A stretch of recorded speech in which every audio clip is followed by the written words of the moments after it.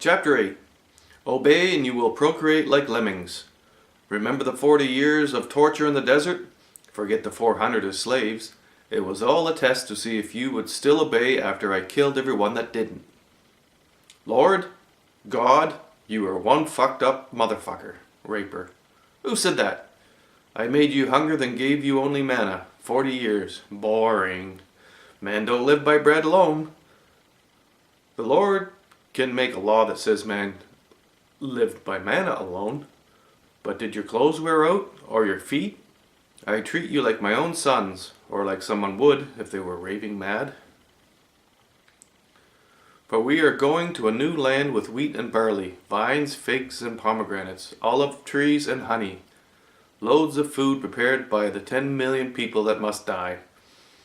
They got iron and copper mines. Eat and give thanks. Follow my laws. Eat well. Build fine houses. Breed your wives and animals. Collect silver and gold. But don't forget the torture you went through to become an army that is capable of slaughtering millions. I gave you water from a rock. Fed you manna. I am the mighty God. You are merely my slaves. I have given me great wealth. Obey me or I'll kill you. Let's try a slightly different angle just for fun. Let us say we are talking billions of years.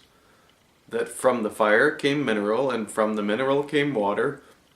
Or after the rocks cooled, water was no longer vaporized. Eventually, not much more than 500 million years ago, there was life on Earth. Oh no. Fuck, I fucked that up. There was Earth, and then 500 million years after the Earth was life. Okay? We probably explained that once already. Billions of years it was hard. 13 billion. More than 8 billion, nothing more than hellfire. And in the last 600 million, say 500 million, life, that's us, started evolving.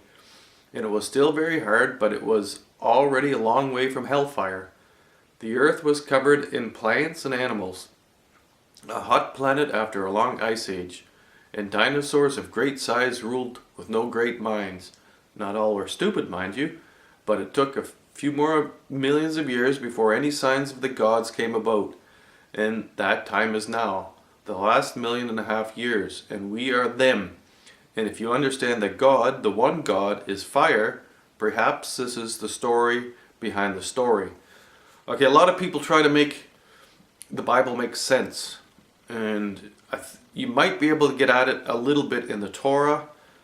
And some of the rest of the Old Testament. It gets a little harder in the New Testament. And it gets even more harder, next to impossible, to make any sense of the Quran. Now, I don't want to single out one bunch of religious people more than the other, because it's all religious nonsense. It's probably a lot based on the fear of death.